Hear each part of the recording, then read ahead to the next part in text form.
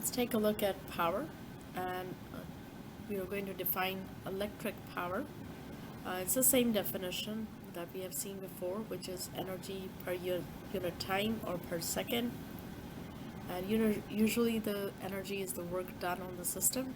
So we know this equation before, and we're going to come up with an electric energy per second or a electric power equation.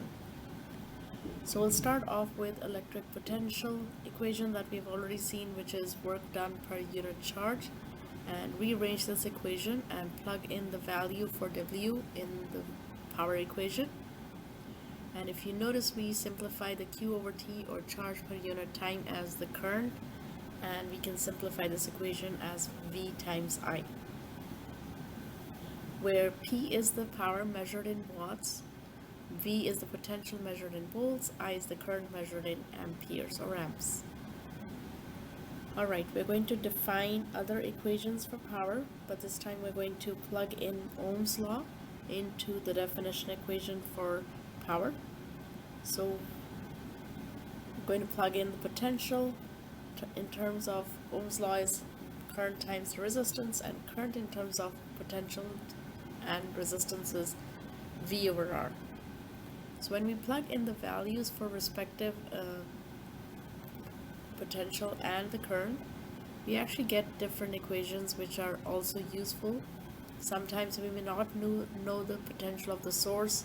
That's when we can use the first equation, and when we don't know how much current is flowing through the device, we can use the second equation. Let's talk about the electric bills.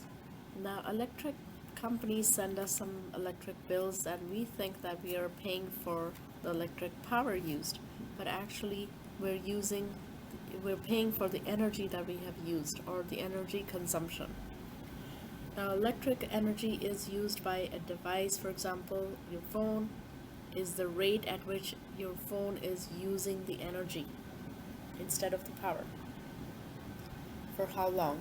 And that's the power, which is joules per second, because that's the energy per second we are using to charge our phone. So if you multiply both sides with the unit of watts, we are basically getting the unit for energy measured in joules. So that's also confirming that we are paying for the energy used or the energy units used to charge our phone. Now here's a common unit used for power, which is kilowatts per hour. Kilowatt hour is the basic unit used on the by the electric companies, and it tells us that we have used 1,000 watts for 3,600 seconds. So for example, we have some household devices that uses electricity, like stoves, microwave ovens, washer dryers, water heaters. They're all basically using 1,000 watts of power in 1 hour.